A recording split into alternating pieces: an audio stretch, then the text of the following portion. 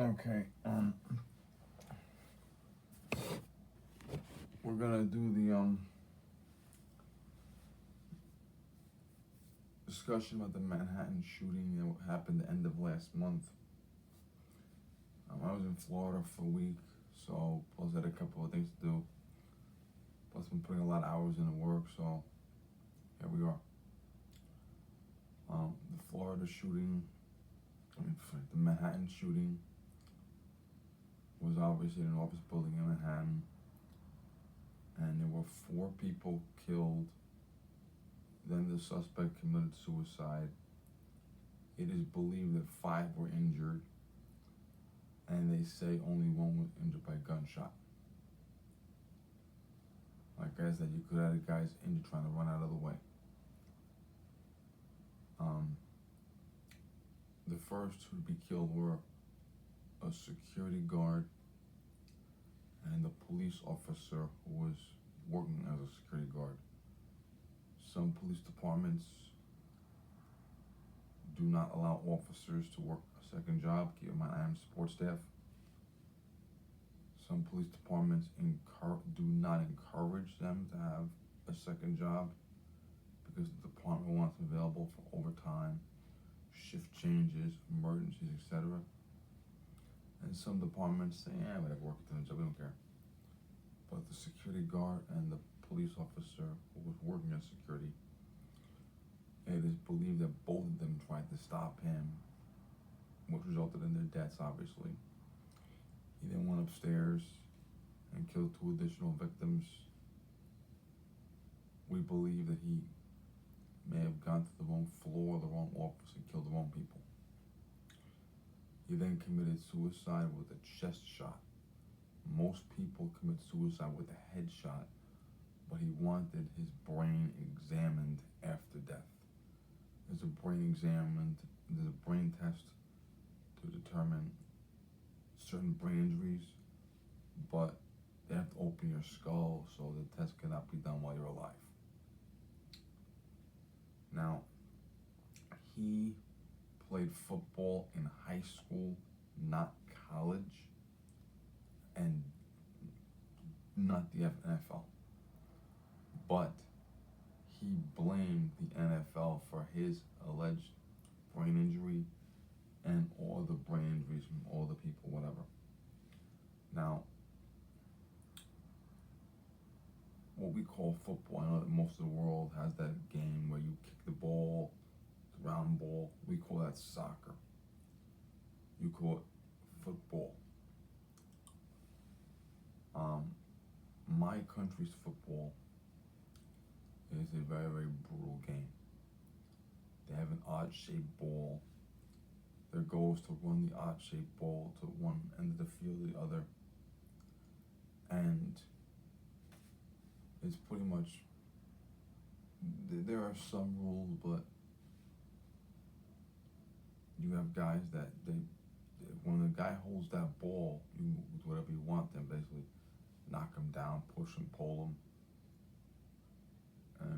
And there are some limitations. You can't punch the guy, you can't kick the guy, you can't grab the guy's face mask, but for the most part, the simple fact of hitting a guy, especially if he gets hit by 3 or 4 guys at once, or a guy a lot bigger than he is, football has a very serious problem with brain injuries. Back in the 30s, they wore like a leather cap. Then in the 60s, they wore a hard helmet with like a net on the inside. Now the helmet is a lot better, more cushioning, but it still doesn't erase the fact that men are trying to just fucking pummel each other. And as entertaining as football is, it has led to brain injuries, bones being broken, paralysis. Men have died by accident. In fact, swimmer Riley Gaines, her father killed his best friend playing football. And it was a simple, they collided, and from the game's point of view, there was nothing wrong about it, but the poor guy died. That's horrible. I understand that. Now, but that does not give him or anybody else the right to just go and kill people. Nor should it.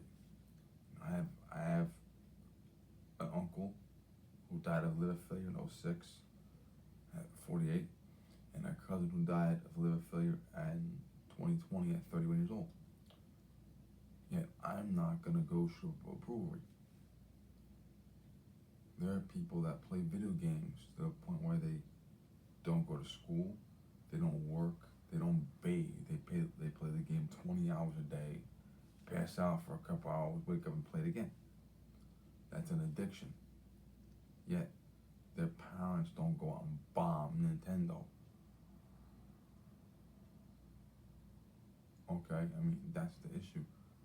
You do not have a right on any level to use violence because you have a beef with something or someone. Okay? Hockey is dangerous. Rugby is dangerous. Some say more than football. Okay, but this guy played football in high school.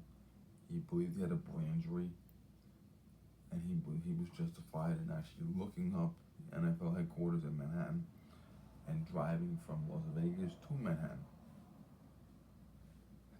It is believed he was a prohibited person, and it is believed his rifle came from a straw purchase. A straw purchase, for those that don't know, if you have someone that legally cannot buy a gun, so you buy their gun for them and give it to them, that is a federal crime. Now, most states allow you to give a gun to your spouse, whomever. My home state, whatever you want to say about it, if I buy someone a gun, they have to do the paperwork. My home state, if someone dies and bequeaths me their gun, I have to bring it to my FFL and do the paperwork. And parents, obviously, a lot of parents get their kids involved in the shooting sports, which is okay, I guess, on a case-by-case basis. But be advised, if you're a parent and you're buying a gun for your underage child, by law, the gun belongs to you. That's the law. You can call your kid's gun, this is my kid's turkey gun, this is my kid's deer gun, this is my kid's, Davy Cricket 22 bullshit gun, but by law it's your gun. And this guy couldn't get a gun the one way, so he got it another way. So the gun laws don't always work because you're a prohibited person, but you find an illegal way to get a gun. And he drove to Manhattan, parked his car, got out of the car, and went in. Now, the AR-type platform is banned entirely in New York City, which obviously didn't stop him.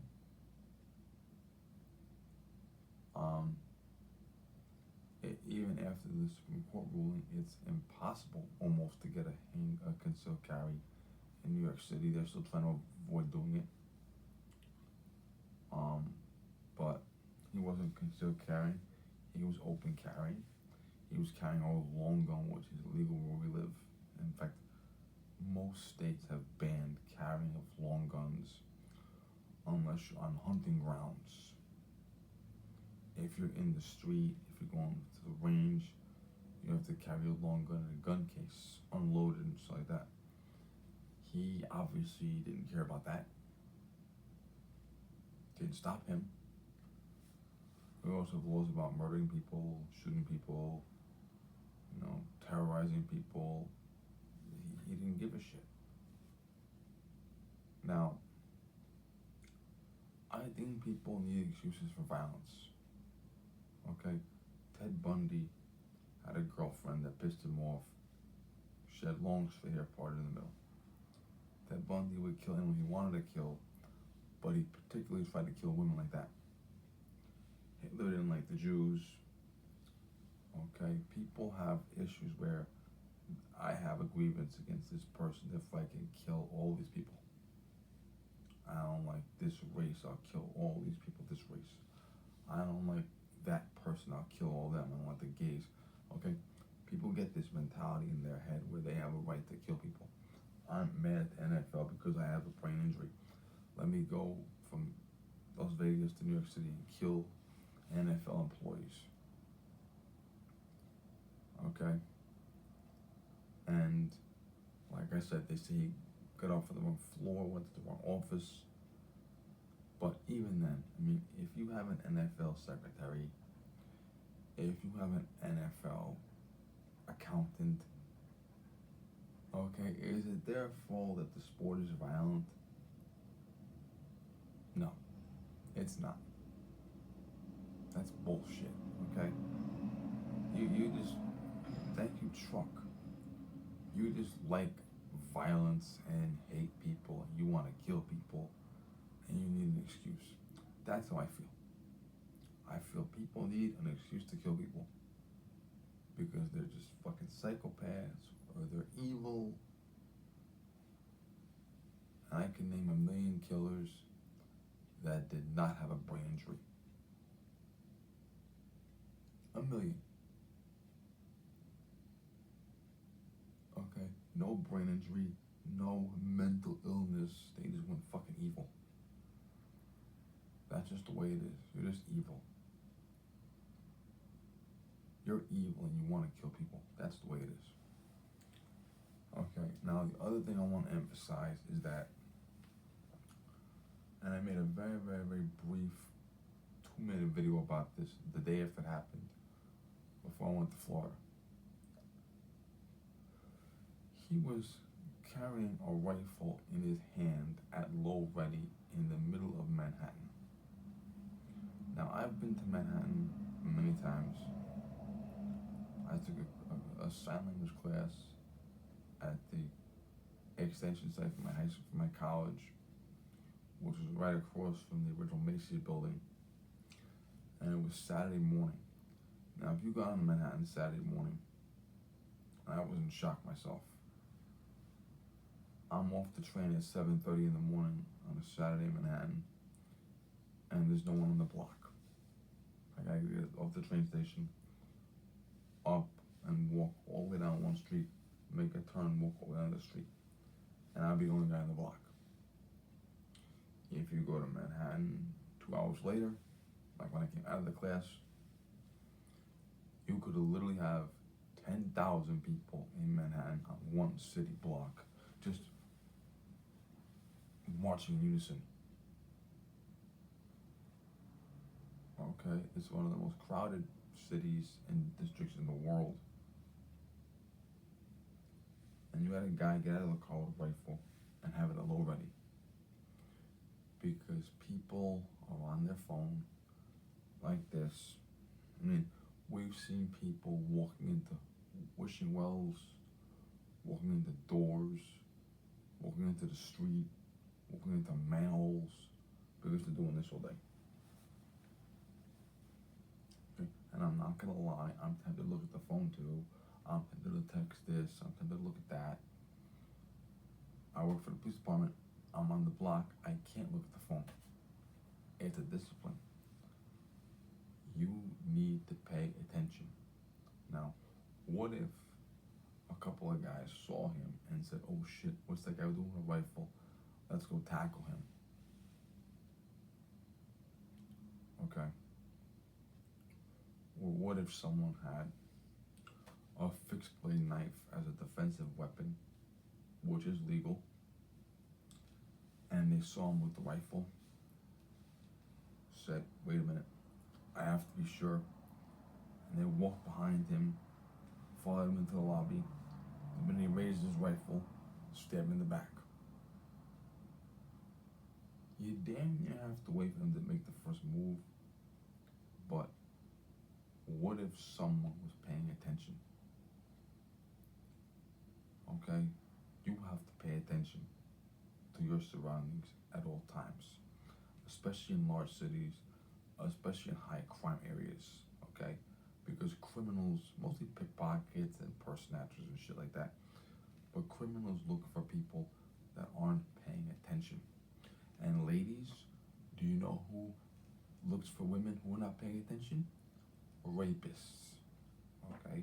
If you were walking around with your fucking phone in your face at the wrong time of day or night, you were gonna get raped.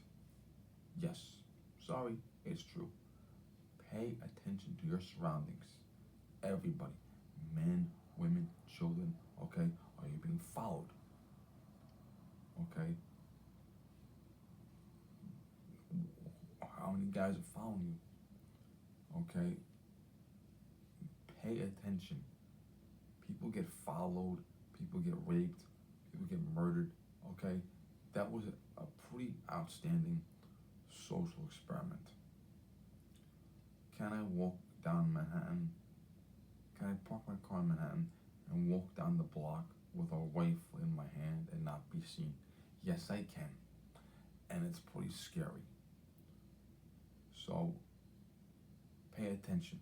And the people inside, yeah, the security guard and the off-duty cop, they pretty much died trying to save people.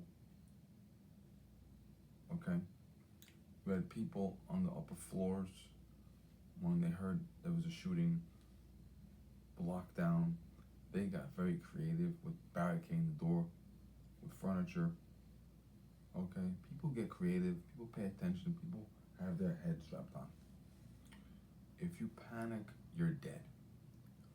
You cannot panic. I know it's hard, and I panicked too when I was younger.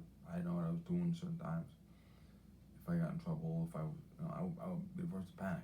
Now I have to act robotic. So you have to understand, if I panic, I'm dead. Do I run away? Do I barricade myself inside and wait for the police? Okay, that's the issue. There were people in those buildings, and some of them, I don't know if they took pictures with their cell phones for evidence later, or to show people in the future how to do things. But you saw pictures of people in their office. There's a gunman in the building. I don't want to die today. Close the door, call 911. Never assume the police were called. I don't give a fuck if 5,000 people saw it. You pick up the phone and call the police, because you never ever ever know when you have 5,000 people and all 5,000 say someone else must have called. No, you call. So one person get on the phone and dial 911 immediately. Okay, everybody else close the door. If you can lock it, and you always push as much furniture as possible against the door. Alright? And that's all I gotta say. Thank you.